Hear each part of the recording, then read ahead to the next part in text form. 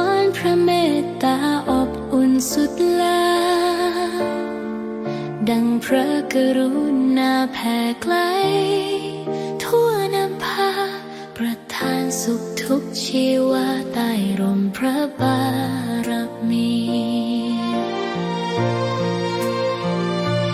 ดวงพระพักตร์เปี่ยมด้วยรอยยิ้มส่องนำดวงใจประชาให้สดใสแผ่นดินนี้ร่มเย็นด้วยพระหฤทัยทรงเป็นแสงแห่งศรัทธานิรันดร์